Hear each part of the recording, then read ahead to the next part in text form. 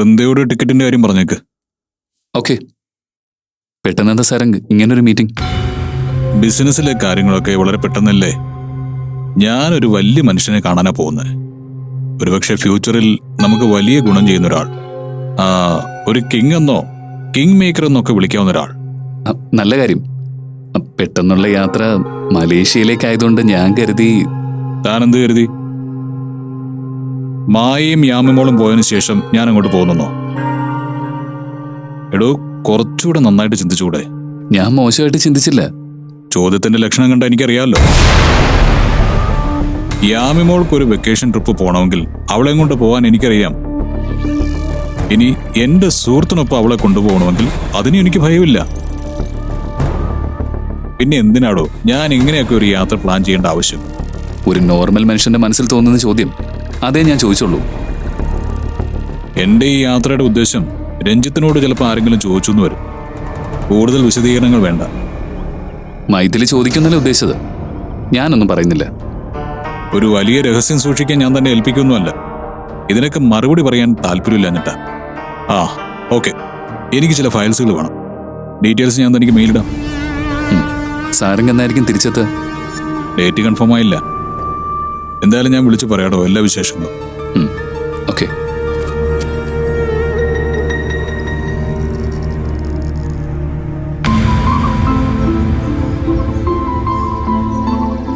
ഇതെങ്ങോട്ടുള്ള വഴിയമ്മേ? അറിയില്ല, ആൾക്കാരൊന്നും അധികം ഇല്ലല്ലോ, അതുകൊണ്ട് നടക്കാൻ തുടങ്ങി. എന്തിനാ ആളില്ലാത്ത സ്ഥലത്തൂടെ നടക്കുന്നേ? അമ്മ കരയുന്നത് ആരും കാണാതിരിക്കാനാണോ? ഇപ്പൊ അമ്മ കരയുന്നുണ്ടോ? കണ്ണീരൊന്നും ഇല്ല, എന്നാലും അമ്മ കരയുന്നുണ്ട്. അമ്മയുടെ ഉള്ളൊക്കെ വായിച്ചു തുടങ്ങിയോ? അമ്മ എന്തേതായാലും എനിക്ക് മനസ്സിലാവും. ഇനി ചേച്ചി തിരിച്ചു വരുമ്പോ എങ്ങോട്ടും പോകാൻ പാടില്ലെന്ന് ഞാൻ പറയും. ചേച്ചി ആരെ എവിടെയും കൊണ്ടുപോകാൻ പാടില്ലെന്നും പറയും. മോൻ കുഞ്ഞല്ലേ, വലിയ ആളുകളുടെ അടുത്തൊക്കെ എതിർത്ത് വെക്കാൻ മോന് പറ്റുമോ? ഇന്നലെ ഞാനൊരു സിനിമ കണ്ടു. അതിലൊരു പയ്യൻ എന്നെക്കാളും ചെറുതാ. അവന്റെ അമ്മ കഷ്ടപ്പെടുന്നതും കരയുന്നൊക്കെ കണ്ട് അവൻ എന്തൊക്കെ ചെയ്തെന്നറിയോ? എന്തൊക്കെ? ആ മലമുകളിൽ കയറും, അവിടെ നിന്ന് ഉരുണ്ട് വീഴും, പിന്നെയും കയറും. അമ്മയ്ക്ക് കൊടുക്കാൻ വേണ്ടി കാട്ടുപഴങ്ങൾ പറിക്കും, ചില കാട്ടുമൃഗങ്ങളോട് യുദ്ധം ചെയ്യും. യദുക്കുട്ടന് അതൊക്കെ ചെയ്യാൻ പോവാണോ? ഇവിടെ എവിടെ അമ്മേ മല, എവിടെ കാട്? അല്ലെങ്കിൽ പോവായിരുന്നോ? അറിഞ്ഞൂടാ. അമ്മയുടെ സങ്കടം കാണുമ്പോ എന്തൊക്കെയോ ചെയ്യണമെന്ന് തോന്നുന്നുണ്ട്. കുറച്ചും കൂടെ കഴിയുമ്പോ എനിക്ക് പറ്റുമായിരിക്കും, അല്ലേ അമ്മേ? അഥവാ ചെയ്യാൻ പറ്റിയാൽ തന്നെ അമ്മയെ സന്തോഷിപ്പിക്കാൻ വേണ്ടി അങ്ങനത്തെ സാഹസങ്ങൾക്കൊന്നും പോണ്ട. അമ്മയ്ക്ക് യദുക്കുട്ടൻ ഇങ്ങനെ അടുത്തുണ്ടായാൽ മതി. അമ്മയോട് ചിരിച്ചും കളിച്ചും ഇങ്ങനെ സന്തോഷത്തോടെ ഉണ്ടായാൽ മതി. അപ്പൊ അമ്മയുടെ സങ്കടങ്ങളൊക്കെ പറന്നു പോവില്ലേ? അമ്മയുടെ സങ്കടങ്ങൾ അങ്ങനെ പോകുന്നില്ല. എപ്പോഴാ പോകുന്നറിയോ? എപ്പോഴാ? കേക്കട്ടെ. നമ്മുടെ ഫാമിലി പഴയതുപോലെ ആവുമ്പോ, അച്ഛനും ചേച്ചിയും അമ്മയോട് ചിരിക്കുകയും കളിക്കുകയും സംസാരിക്കുകയും ഒക്കെ ചെയ്യുമ്പോ, അല്ലേ? ചിലപ്പോ ശരിയായിരിക്കും. പക്ഷെ അമ്മയ്ക്കിപ്പോ എന്ത് നഷ്ടപ്പെട്ടാലും വലിയൊരു പ്രതീക്ഷയുണ്ട്. എന്താ? എന്റെ മോൻ. എത്ര ഒറ്റപ്പെട്ടാലും സ്നേഹിക്കാൻ യദുക്കുട്ടിനെ പോലെ ഒരാളുണ്ടെങ്കിൽ അമ്മയുടെ കരച്ചിലൊക്കെ താനെ നിന്നോളും. എന്നാ ഇനി തിരിച്ചു നടക്കാമേ. എന്തുപറ്റി? ഇപ്പൊ അമ്മയ്ക്ക് കുറച്ച് സമാധാനമായെന്നല്ലേ പറഞ്ഞു. അപ്പൊ പിന്നെ എന്തിനാ ആരും ഇല്ലാത്ത വഴി കൂടെ നടക്കുന്നേ? നമുക്ക് ആൾക്കാരെ മുന്നിലൂടെ പോവാമേ. ഈ വഴി ബോറടിച്ചോ മോന്? കൊറേ ആൾക്കാരുള്ള സ്ഥലത്ത് ചെല്ലുമ്പോഴേ അമ്മയെ കണ്ട് ചിലർ ഓടി വരില്ലേ? ഓർമ്മയുണ്ടോ ഡോക്ടറെ എന്ന് ചോദിച്ചിട്ട്? അവരെത്ര സ്നേഹത്തോടുകൂടി അമ്മയോട് പെരുമാറുന്നത്. അവരുടെയൊക്കെ മുന്നില് അമ്മ എത്ര വലിയ ആളാ. അവരമ്മയുടെ അടുത്തുനിന്ന് അങ്ങനെയൊക്കെ പറയുമ്പോ അമ്മയുടെ കണ്ണിങ്ങനെ തിളങ്ങും. പിന്നെ അതെ അമ്മേ, എനിക്കത് കാണാൻ ഭയങ്കര ഇഷ്ടമാ. എന്നാ പോവാം. ചെല്ലുന്ന സ്ഥലത്ത് എന്നെ അറിയുന്ന ആളുകൾ ഉണ്ടാവുന്ന ഉറപ്പൊന്നുമില്ല കേട്ടോ. ഉണ്ടാവും. അമ്മയെ അറിയുന്ന ആൾക്കാർ എല്ലായിടത്തും ഉണ്ടാവും. എന്നാ വാ.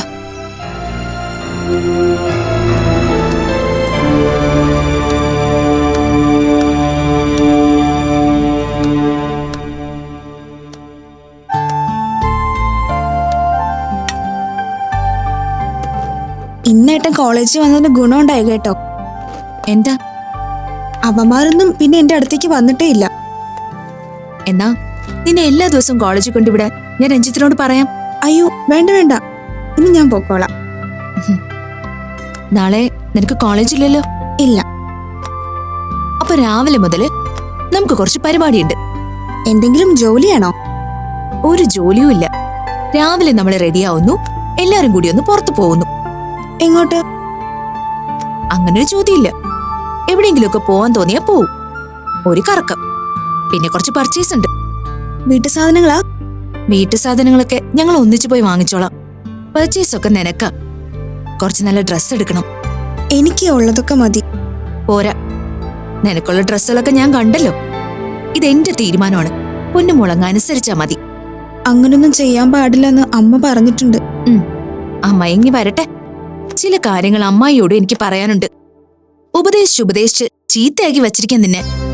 അമ്മ എന്നെ അങ്ങനെ ഒരുപാട് ഉപദേശിക്കുകയൊന്നുമില്ല. അമ്മയുടെ സങ്കടങ്ങളൊക്കെ പറയും. അതിൽ തന്നെ എനിക്ക് കാര്യങ്ങളൊക്കെ മനസ്സിലാവും. ഇവിടെ എന്തായാലും സങ്കടം പറിച്ചിലൊന്നുമില്ല. അത് ഞാൻ എപ്പോഴും ആലോചിക്കും. നിങ്ങൾ തമ്മിൽ സന്തോഷത്തോടെ ഇരിക്കുന്നതല്ലാതെ ഞാൻ കണ്ടിട്ടേ ഇല്ല. അതെന്താടി, പിന്നെന്താ ഞങ്ങൾ തല്ലുകൂടണോ? അതല്ല, അവിടെ വീടിനടുത്ത് ചേട്ടന്മാരും ചേച്ചിമാരും ഒക്കെ ഇടയ്ക്കൊക്കെ മിണ്ടാണ്ടിരിക്കും, പിണങ്ങും. നിങ്ങൾ തമ്മിൽ പിണങ്ങിയിട്ടേ ഇല്ലേ? പിണങ്ങിയിട്ടൊക്കെ ഉണ്ട്. അതെന്തെങ്കിലും നിസ്സാര കാര്യത്തിന് പിച്ചിന്നുള്ളിയും പിണങ്ങിയതൊന്നും അല്ല. എന്തെങ്കിലും കാര്യമായ കാരണം ഉണ്ടാകുമ്പോ രണ്ടുപേർക്കും രണ്ടഭിപ്രായമാകുമ്പോ ചിലപ്പോ ഒന്ന് കൂട്ടിമുട്ടും. നിനക്കെന്താ ഞങ്ങൾ വഴക്കിട്ട് കാണണമെന്നുണ്ടോ? അയ്യോ വേണ്ട, എനിക്കങ്ങനെ കാണുന്ന തന്നെ സങ്കടമാ. രഞ്ജിത്തേട്ടന്റെ ചേച്ചി ഭയങ്കര ഇഷ്ടല്ലേ? രഞ്ജിത്ത് അങ്ങനെ പറഞ്ഞോ? എന്തിനാ പറയുന്നേ? പെരുമാറ്റം കണ്ടറിഞ്ഞൂടെ? ഇങ്ങനത്തെ ഒരു ഭർത്താവിനെ കിട്ടുന്നത് ഭാഗ്യവാ. രഞ്ജിത്തിന്റെ സ്വഭാവമുള്ള ആരെങ്കിലും ഉണ്ടെങ്കിൽ നമുക്ക് നിനക്ക് വേണ്ടി നോക്കാം. അയ്യോ, എനിക്കിപ്പോ കല്യാണമൊന്നും വേണ്ട.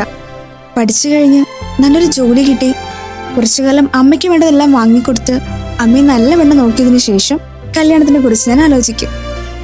അമ്പടി, അപ്പൊ കാര്യങ്ങൾക്കൊക്കെ വ്യക്തമായ പ്ലാൻ ഉണ്ട്. അതല്ല ചേച്ചി, ഓർമ്മ വെച്ച കാലം മുതൽ അമ്മ കഷ്ടപ്പെടുന്നത് ഞാൻ കാണുന്നതാ. അമ്മയെ ഞാൻ എപ്പോ കാണുമ്പോഴും അമ്മ പണിയെടുത്തോണ്ടിരിക്കും. അമ്മ നന്നായിട്ടൊന്ന് ഉറങ്ങുന്നത് പോലും ഞാൻ കണ്ടിട്ടില്ല. എന്നെ പഠിപ്പിച്ച് വലുതാക്കുമ്പോ അമ്മയ്ക്കും ഉണ്ടാവില്ല എന്തെങ്കിലുമൊക്കെ സ്വപ്നങ്ങള്. നീ ഇപ്പൊ പറഞ്ഞ കാര്യങ്ങളൊക്കെ ഉണ്ടല്ലോ, നല്ലൊരു അടിവരയിട്ട് മനസ്സിലങ്ങ് സൂക്ഷിച്ചു വെച്ചോ. ഞങ്ങൾ നിന്നെ കളിയാക്കി പറയാറുണ്ടല്ലോ, ഇപ്പോഴത്തെ കുട്ടികളെ പോലെ അല്ല നീയെന്ന്. ഇക്കാര്യത്തിൽ അത് ശരിയാ. ഇപ്പോഴത്തെ കുട്ടികളൊന്നും അച്ഛനമ്മമാരെ കുറിച്ച് ഇങ്ങനെ ചിന്തിക്കാറേ ഇല്ല. അപ്പോഴേക്കും കരഞ്ഞോ? ഇല്ല. അമ്മായിക്ക് എത്ര ദുരിതം ഉണ്ടായാലും ഒരു കാര്യത്തിൽ ഭാഗ്യം ചെയ്തിട്ടുണ്ട്. നിന്നെപ്പോലെ ഒരു മോളെ കിട്ടിയില്ലേ?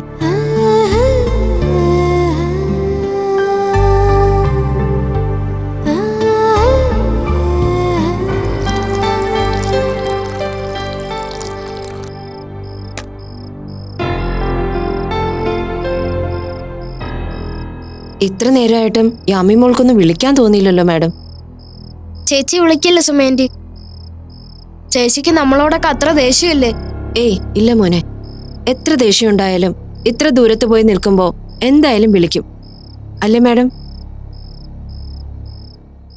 പോവാൻ നേരത്ത് എല്ലാം മറന്ന് ചേർത്ത് പിടിച്ച് അവളെ യാത്രയാക്കുമ്പോ എന്റെ മനസ്സിലും അങ്ങനെ തന്നെയായിരുന്നു സുമ.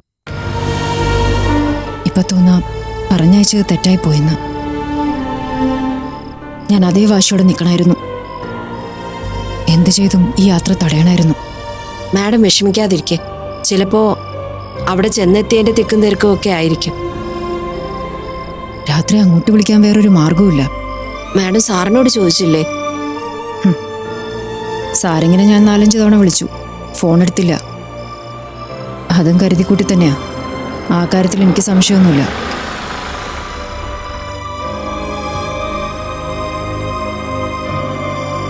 സാരംഗ്, ഞാൻ വിളിച്ചിട്ടെന്താ ഫോൺ എടുക്കാതിരുന്നേ? എത്ര തവണ ഞാൻ വിളിച്ചു.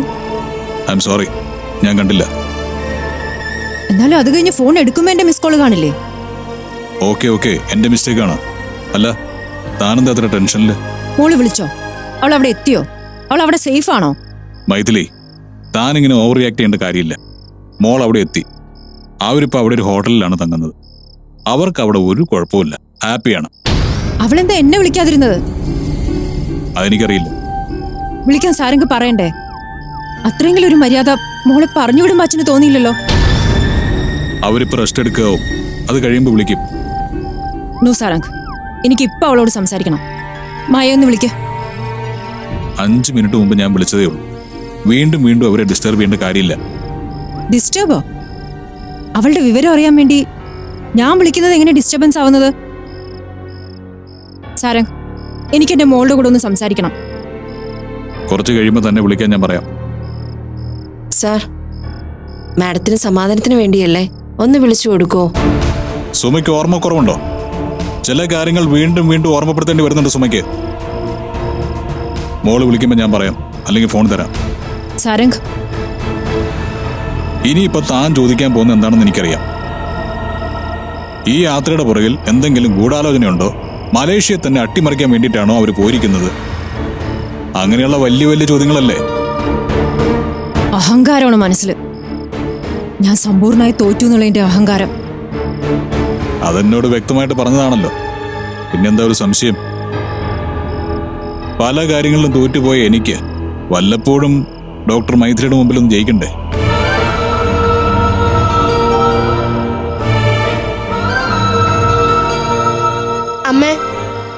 അമ്മ വിഷമിക്കണ്ട. ചേച്ചി കുറച്ച് കഴിയുമ്പോൾ വിളിക്കും. ഇല്ലെങ്കിൽ അച്ഛനോട് ഞാൻ പറയാം ചേച്ചി ഫോണിൽ വിളിച്ചു തരാൻ. വിഷമിക്കില്ലേ അമ്മേ? ഇല്ല, അമ്മ വിഷമിക്കില്ല.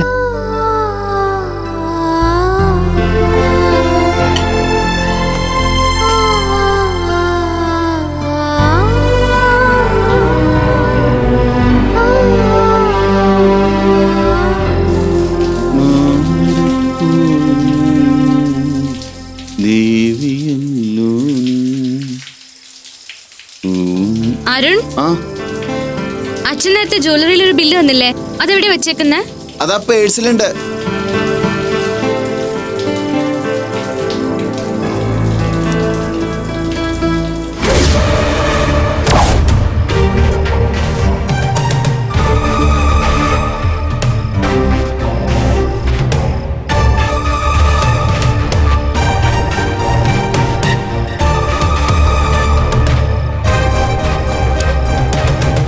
കിട്ടിയോ? കിട്ടി.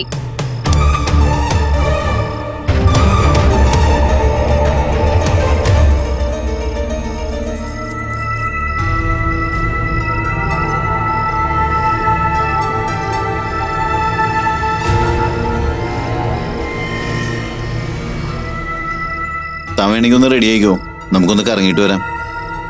ഏയ് വേണ്ട.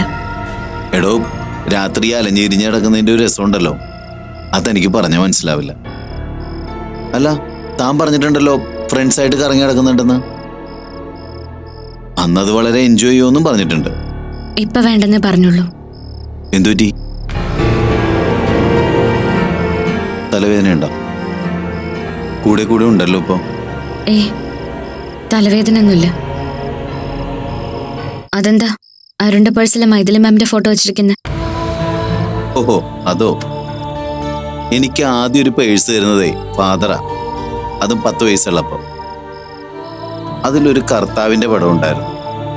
കുറച്ച് കഴിഞ്ഞ് ഒരു 15-16 വയസ്സായപ്പോ ഞാൻ ആ ഫോട്ടോ മാറ്റി ഫാദറിന്റെ ഫോട്ടോ വെച്ചു. അപ്പൊ ഫാദറാണല്ലോ രക്ഷകൻ. പിന്നെ മൈഥിലി മാമായിട്ട് നല്ല അടുപ്പം വന്നപ്പോ രക്ഷയുടെ സ്ഥാനം മൈഥിലി മാമിനായി. അപ്പൊ പിന്നെ അത് വെച്ചു. ഒരിക്കൽ ഞാൻ ഈ കാര്യം ഫാദറിനോട് പറഞ്ഞപ്പോ ഫാദർ ഒരു മുഷിപ്പ് പോലെ കാണിച്ചു, ചുമ്മാ എന്നെ ടെൻഷനാക്കാൻ. എന്നിട്ട് പറയുകയും ചെയ്തു, നീ ഇപ്പൊ ചെയ്തതാ ശരിയെന്ന്. ഞാൻ കണ്ടപ്പോ വെറുതെ ചോദിച്ചൊന്നേ ഉള്ളൂ, ഒന്നും മനസ്സിൽ വെച്ചിട്ടല്ല. അതിനെന്താ സ്നേഹ, മനസ്സിലെന്തോ ചെറിയൊരു ഉടക്കുണ്ടല്ലോ. എനിക്കറിഞ്ഞൂടാ, പക്ഷെ കുഴപ്പമില്ല, കാര്യാക്കണ്ട.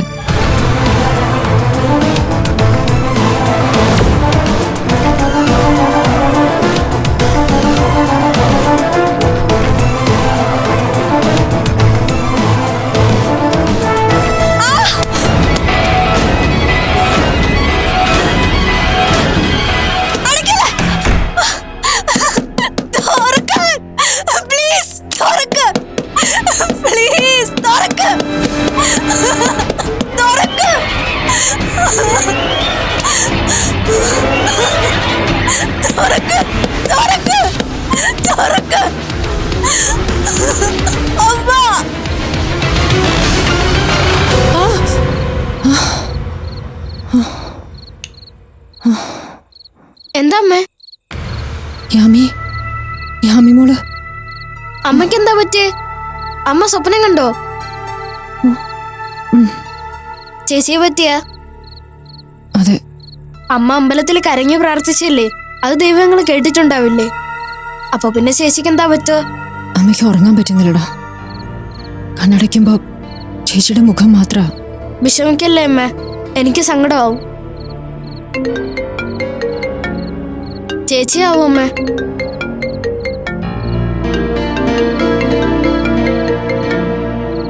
അല്ല, കുട്ടിച്ചനാ. കുട്ടിച്ച ഇല്ല, ഞാൻ ഈ ഇതും കൂടെ സംസാരിച്ചിരിക്കുകയായിരുന്നു. എന്താ കുട്ടിച്ചൻ ഈ നേരത്ത്?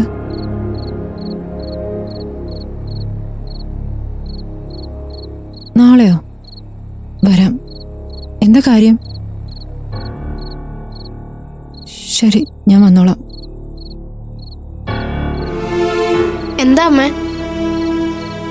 നാളെ രാവിലെ ഒന്ന് അങ്ങോട്ട് ചെല്ലണമെന്ന് പറഞ്ഞതാ. കുട്ടിച്ച് ഉറങ്ങിയില്ലേ? ഇല്ല, ഇവിടുത്തെ കാര്യങ്ങൾ ഓർത്ത് കുട്ടിച്ചന് ഉറക്കം കിട്ടുന്നില്ല എന്നാ പറഞ്ഞേ. പാവം, എന്തോ പ്രശ്നമുണ്ട്. അല്ലാതെ കുട്ടിച്ചൻ ഈ നേരത്ത് വിളിക്കില്ല. രാവിലെ തന്നെ പോണം. അതെന്താന്നറിയണം.